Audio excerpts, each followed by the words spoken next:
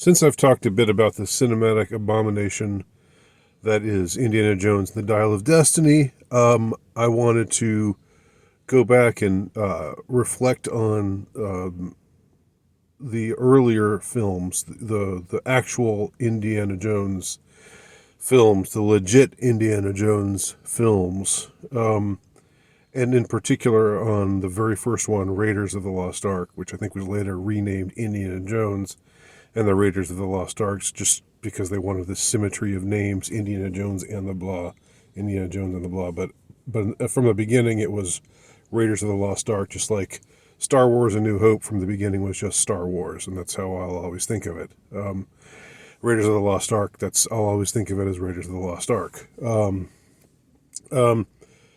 There's a scene in particular that I don't think has been discussed enough. At least I've never heard it discussed. I kind of hang out in filmic cinephile circles online, where there are other cinephile enthusiasts, and I've gotten a lot of interesting information from these channels, and it's been a very worthwhile, rewarding thing. But one thing that I don't think I've heard any of them talk about is the climactic scene in Raiders of the Lost Ark, which I want to talk about now, just because it's deceptively simple, I guess. We watch it and it's this big, gory, kind of schlocky, you could say, B-movie kind of moment, where it's just like heads melting, faces melting, heads exploding, people dying, and then all this stuff going on, and fire shoots out, and the angel that floats out of the ark becomes an angel of death, and this very spooky, scary, apocalyptic kind of horror movie moment, where this film, that's been just an action adventure to this point, becomes straight up horror for at least this segment of 2 minutes. There are so many great things about this scene, though, that remain unremarked upon. And I'm giving Spielberg his due. I'm giving the devil his due. I'm not a fan of Spielberg personally. I do, nor am I, a huge fan of his cinematic output, in toto. But he has had some great moments as a filmmaker, and he's obviously very talented, and you have to give the man his due, and that's what I'm doing here. And I don't think, unless I'm missing something right now, I don't think there's a moment in the entire Spielberg canon. I don't think there's a moment that's quite as brilliant as this scene. And again, it's wrapped up in this the trappings of this sort of B movie, showing you blood and gore and all of this kind of stuff. But then you think and realize the way this whole scene has been encapsulated, the way this whole scene has been conceived, and it's really extraordinary when you think about it. When it all clicks in your mind. So what happens in this scene? Well, Indiana Jones has tried but failed to get the Ark back from Belloc, his rival archaeologist, who always seems to find a way to best him, and the Nazis. And so the Nazis are going to open the Ark, even though a lot of them don't really like this whole idea. It's this Jewish artifact. They don't want to have anything to do with this thing. But Belloc insists that he knows this kind of ceremony. He has reverence for this, even though he's a piece of shit kind of guy. he does at least have reverence for this artifact, which he calls a radio for talking to God. In an earlier scene, he has this idea that something extraordinary and amazing will happen, and maybe he'll gain certain powers from, conducting this ceremony. But all through the movie, there's been this sort of foreboding about this is an artifact that doesn't want to be found. This is an artifact that I fear the notion of them actually digging this up. It had been remarked a couple of times earlier. Sala said something to that effect.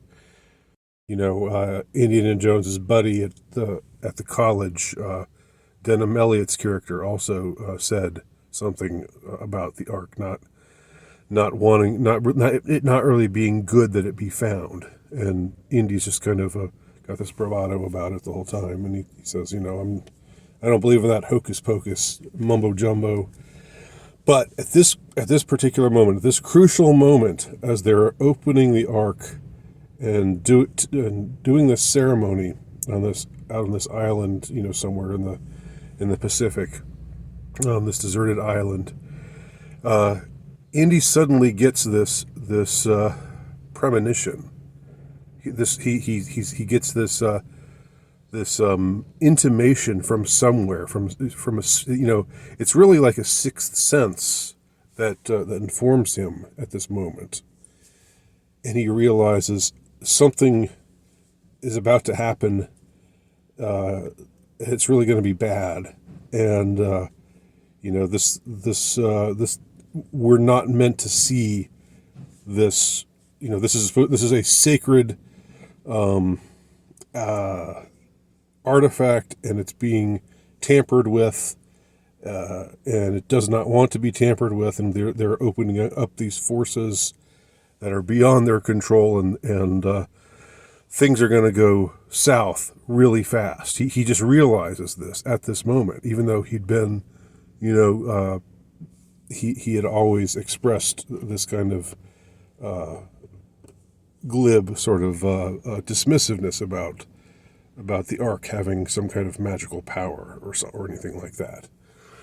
But at this particular moment, he says, he and Marion are tied to a stake while this is happening, and he says to Marion, whatever you do, don't look at it. Don't look at it, Marion. And he says this very, very insistently. And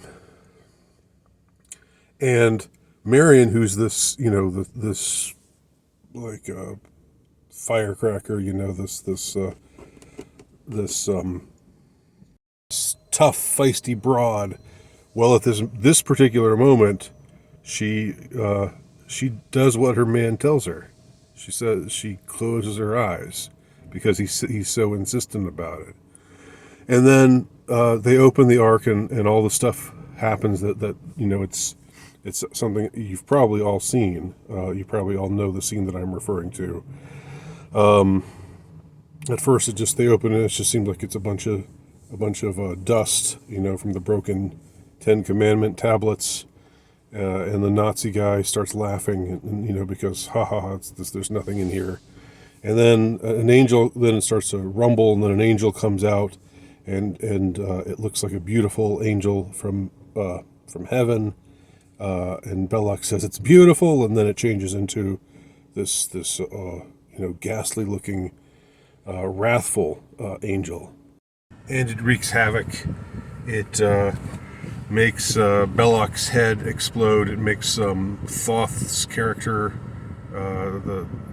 his face just melts, and the effects are, it's kind of like, it's a little schlocky. It's like horror movie kind of special effects, but yet there is something about it that's really like, ooh, wow, like very, very intense, very eye-catching, and all the other men, the men from this regiment that are there on this island, this group of Nazis, they all get pierced with fire and they all die. And while this is going on, Indy and Marion both have their eyes tightly closed, and we go back to him, and he says, "Don't look, Marion. Don't look at it." And she says, "I'm not looking. I'm not." So she knows to keep her eyes closed. That's a really interesting thing that we wouldn't necessarily expect from a character like her. She's impetuous. She's somebody who wants to know what the hell is going on around her. But in this case, she says, "Okay, Daddy, whatever you say. I'm keeping my eyes closed." She's being obedient to her man, which is kind of sexy, really, actually. And then so it all happens. We see it all, and everybody disappears. The ark is taken up into heaven, and then it gets sent back down, and then there's dead silence, and nothing is left except the ark. None of the men who were there before are there anymore. They're all gone. So they finally open their eyes. Now, here's the thing about this scene, and this is what I think is so cool about it, but it takes a minute for you to think this through before you realize it. It took me years. Believe me, I wasn't looking at the esoteric meanings of things when I was 10 years old watching Raiders of the Lost Ark in the movie theater. But here's what you realize if you think about it.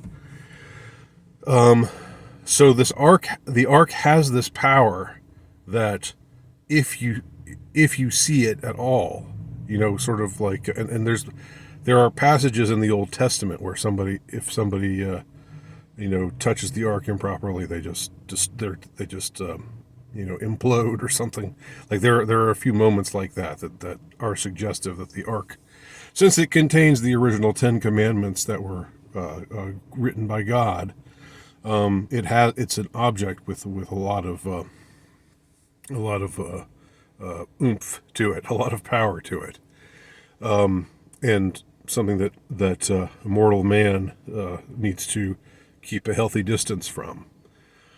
But what has happened here? Well, in the movie, the only people in the world of the movie, the only people who saw what happened when they opened the ark die.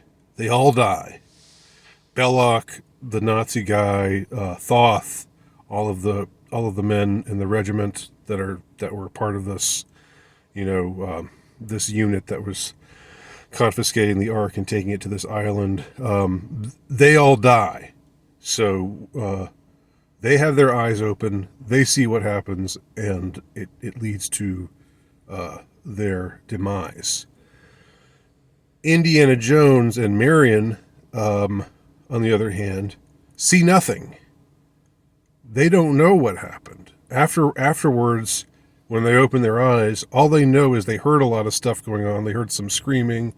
They heard some, all hell breaking loose. But they didn't know what was going on. And after it happens, they still don't know what really happened. All that they know is that the men who were there before are no longer there, and the ark is just sitting there by its solitary lonesome. So the guys who had their eyes open, they're all dead. The guy and the girl who had their eyes shut tight, all because of this premonition that Indy has, in spite of his professed, skepticism about quote unquote mumbo jumbo and all of that. He understands now the power that the ark has, and so he closes his eyes. Marion closes her eyes. So the ones with their eyes closed, they see nothing. And if somebody comes and asks them later what happened, they'll just say, "We don't know. We closed our eyes. We didn't see anything. We heard a bunch of stuff. We heard a bunch of chaos and mayhem, but we don't know what happened. We don't know what happened to all those Nazis. We don't know what happened to Belloc and Thoth and all those people." But who is in the privileged position of both getting to see what actually happened and living to tell the tale? The audience. The audience are the only ones who get to see what happens and yet live. And that's there's something about that that's really cool. It's really interesting. I mean, are we like if you wanted to take this in a scary sort of direction, are we now cursed because we saw it? Like, should we have had our eyes closed as well? But of course we didn't. We didn't want to. We wanted to see what would happen. We were curious. But anyway, so it just, it raises that question. You can take it in that direction. Are we cursed now that we saw it? Or you can say to yourself, because, we saw it from the perspective of, of the film. We saw it in the perspective of a story that was being, that was taking place before our eyes, as opposed to the reality that it was for the characters in the movie. Therefore, for us, it wasn't deadly. But in any case, there is something about giving the audience this privileged position of getting to see something that is forbidden. and then in the end, we know more about what happened than the main characters do.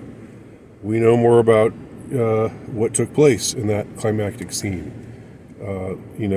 They asked Indy, if somebody asked Indy or Marion what happened, they wouldn't know anything except that what they heard. But if somebody asked us, we would know. We'd be able to tell them. There's something really interesting about that, about giving the audience that privileged position of being able to see. But is it a privilege or is it a curse? That's another thing maybe we can ponder. Anyway, those are my thoughts on that great scene that has many layers to it beyond just the schlock factor, which is, of course, the only thing that you see when you're a 10-year-old. It's just, wow, heads exploding, blah, blah, blah.